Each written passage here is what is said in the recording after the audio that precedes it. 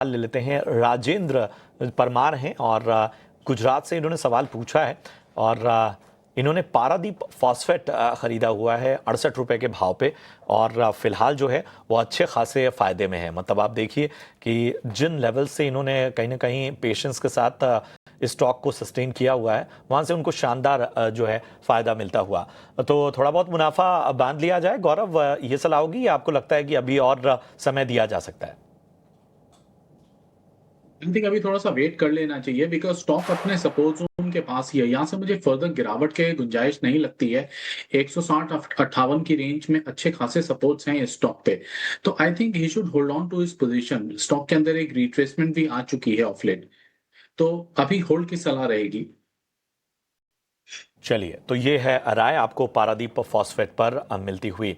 एक और सवाल है कुमार पाल का, प्राज इंडस्ट्रीज पर राय जानना चाहते हैं और इनकी जो बाइंग प्राइस है वो 528 की है प्राज इंडस्ट्रीज में। और हालांकि इन्होंने नजरिया नहीं बताया, नुकसान अच्छा खासा झेल रहे हैं, यानी कि लंबे वक्त से बने हुए हैं। 528 की बाइंग को देखें। बताइए क्या करना चाहिए प्राज इंडस्ट्रीज में, गौरव? एग्जिट कर लेना चाहिए इन्हें।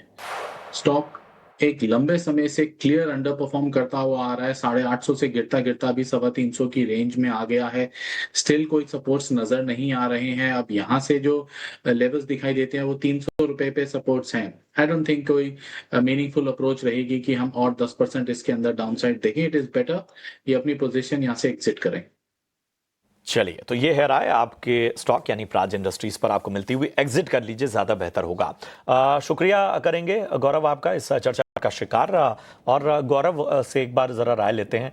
ओएनजीसी और ओएमसीज कंपनियां अगर हम ओवरऑल देखें, जाहिर सी बात है सीक्वेंशियल बेसिस पर क्रूड इम्पैक्ट और ग्लोबली जितने घटनाक्रम बदलते हैं उसका एक इम्पैक्ट देखने को मिलता है। इन सारे फैक्टर्स को देखते हुए गौरव बताइए क्या राय होगी ओएनजीसी और इस पूरे पॉकेट में?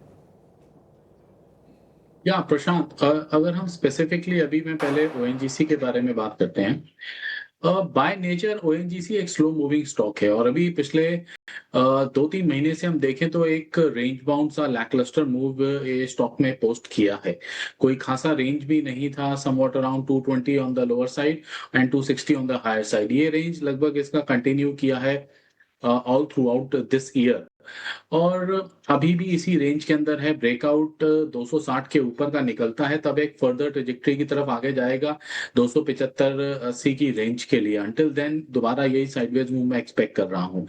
रेस्ट अगर हम ओवरऑल स्पेस की बात करें, ऑयल एंड गैस स्पेस की अगर मैं बात कर लूँ, ओएमसीज ने एक बहुत अच्छा oil marketing company IOC, BPCL, Hind petro की अगर मैं स्पेसिफिकली बात करूं, उन्होंने काफी अच्छा परफॉर्मेंस पोस्ट किया है।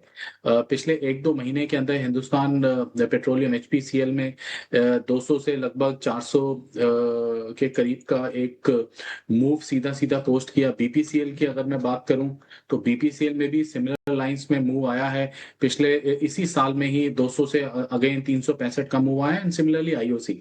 उसके अलावा भी अगर एक्सटेंडेड अगर हम रिफाइनरीज की भी बात करेंगे तो चेन्नई पेट्रो ने भी काफी अच्छा परफॉर्म किया है। एमआरपीएल का भी परफॉर्मेंस अच्छा है। Overall sector performance is good but ONGC ने डिसअपॉइंट किया है अपने परफॉर्मेंस फ्रंट पे।